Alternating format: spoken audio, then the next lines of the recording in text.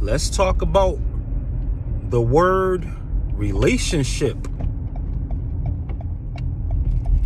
Let's talk about the word relationship. What do you have inside of this word that we can work with? You have relate. And to relate is what? To express in likeness.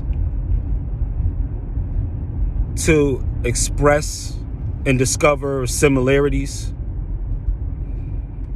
You're doing the sharing.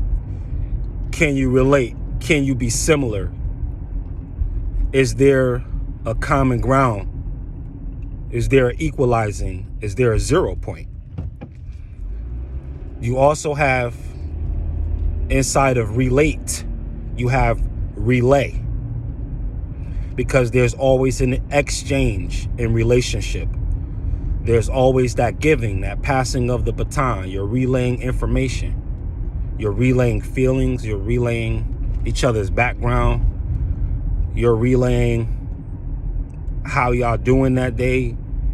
You're relaying how both of y'all feel in the moment.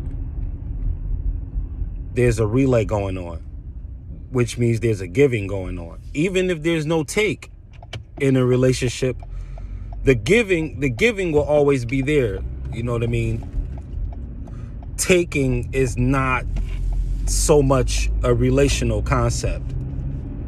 Although giving and receiving is. You receive in relationships.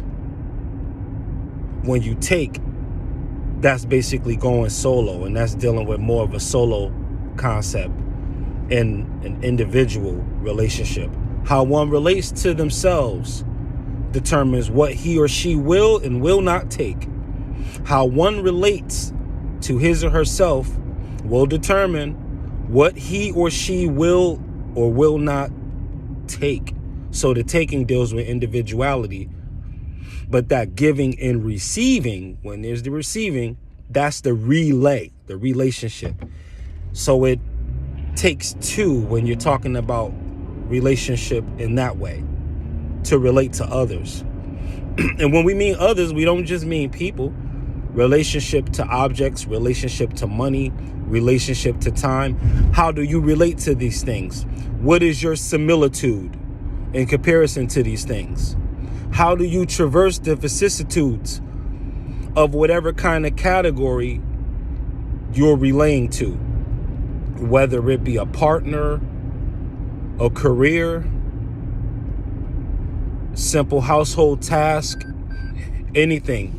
Because as long as you're in the world, as long as you exist, there's going to be the idea of relationship that beckons. Relationship is going to beckon where there is existence. As long as there's more than one element present, there's going to be a relationship, right? And then you have the word lay, L-A-Y. And slang terminology, that means to copulate. That's physical intercourse, to lay. But when we talk about relay on a more spiritual level and a more mental, alchemical level, we're using the word lay, which is like 180, like a straight line, to make things flat, to make things plain, right?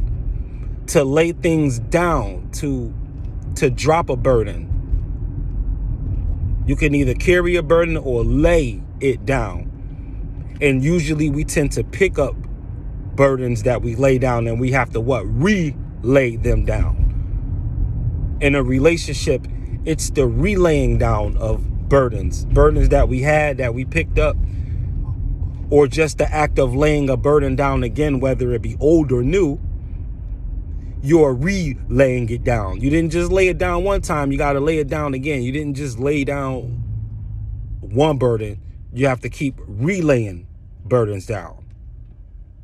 You lay them down. Even in the churches, you have burdens down, Lord. Burdens down, Lord. To lay my burdens down. Relationship is about the laying down of the burden, the letting down of the burden. See, how it goes is Both of y'all, you and your partner, can be having rough individual lives, but together y'all can get some sunshine out of a midnight of a life. When y'all combine, the two of y'all together can find some peace and find some love, and will probably provide the right spark for one another to push each other out of darkness. But that's a relay. So burdens are being laid down. A lot of people do take claim on relationships and call themselves bossing up in relationships, right? But they not laying no burdens down. They adding burdens. They throwing burdens on. They piling burdens on. They not laying them down. They not helping the person release the burden or relieve the burden. They're not relaying the burden down. They just keep picking up more baggage and not unpacking nothing, not helping the partner unpack, and then not unpacking their own baggage. And that stuff got to be unpacked so that the load can be light. But you got to be relaying these. You can't, when you get on a flight, you can't carry all of your vacation's luggage on the plane. The plane gonna go down from too much weight. You can't do it. You can't do it. You got to drop that stuff off in baggage claim. Baggage has to be relayed. You got to drop it down on the conveyor belt.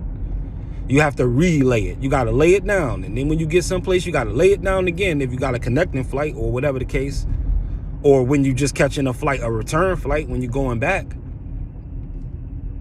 There's this relaying down of burdens, this relaying down of things that weigh you down.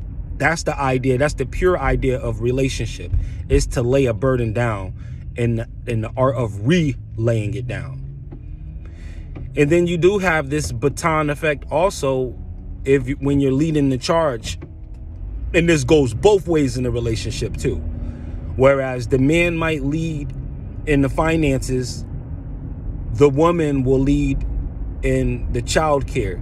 She may be more personable, and she's the leader in the personality field, and he's the leader, like maybe as the bean counter or the money management, and these roles can be flipped. But either way, in a dance, in a relationship, there's really not one leader. Both people are actually equal leaders, equally great in the categories of their greatness, whatever that expertise is. The man might be a workaholic. That just might be his gift. He might take passion in it. He's probably not coming home stressing about working 50 hours a week. He's probably taking joy in it. He's probably got a trade. He probably loves what he does. He's probably purchasing your second home. And that's what he loves to do. So he's the leader of that, of bringing in the bread. But then the woman, she might be the lead at everything else. Like, she keeps the house immaculate, even with kids. She keep the house spotless. She keeping all kind of meals and stuff cooked. She got this man's lunch and all of this stuff packed.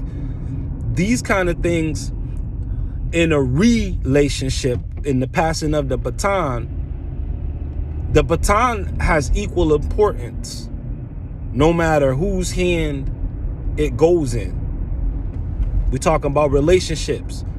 So you're handing back knowledge to whatever you're great at. But y'all running the same race, but y'all at different points in the race. It doesn't mean that because she's ahead of you in the race, that she's ahead of you in the race, if you get what I mean. And it doesn't mean that he's ahead of you in the race just because he's ahead of you in the race, if you get what I mean. No, they're waiting. You know what I mean? The baton, you know what I mean? They're ahead in the race for a reason. The baton is being passed. So they're running ahead just to hand it back, because they can only run so far. There's a part of the relationship where you have to give. They can only run it so far. They can't do everything in the relationship. You got to do something. The baton got to be passed. This is a relationship, the relay race, the human's race. We're all racing toward love. We're all racing toward fulfillment. We're all racing toward completion. How do you relay to this? How do you relay and how do you relate to this? Are you passing a baton? You passing on knowledge? If you see something that you think is a good idea and it feels good to you, are you humble enough to share it? Or do you have that much love in your heart for the common man? Can you relate to this? We're talking about a relationship. And we're talking about relationship itself, the word relationship. How do we relay a thing? Right? TION at the end of a word expands that word. So you go from relate to relation. Now you have the whole framework in the situation. To put ION at the end of something turns a word into a world. To put ION at the end of something, to add an ion, right? ION, when you add ION to the end of any word, that word becomes a world. Relationship is about expanding. It's not just a relate, it's a relation, right? Relationship, ION. You're adding an ion. What is an ion? An ion is a charge. You add in a spark. You know what a sparkless relationship looks like. It's just two people suffering together. They're not relaying anything but misery. There's no charge there. There's no ion. There's no relationship. They just together. You know what I mean? But that charge, that spark, you can tell how the couples interact with the cashiers and the clerks and the waiters and the waitresses. You could tell that a particular couple is happy. You can sense it. You can feel it. You can feel it. You can hear it. You can see it in their body language. You can tell by just how they walking in there. It don't matter how long the wait is. They don't really seem too ticked off about it. They seem like they got bags in their hand from the other store. The guys, he's walking it all the way back to where they parked at and then coming back, and they with the same smile on his face. They happy because there's a real relationship probably going on, because that ion is charged, and that's where the power comes in. That's the character of the relationship, the oomph, the force, or what you would call the spirit of the relationship.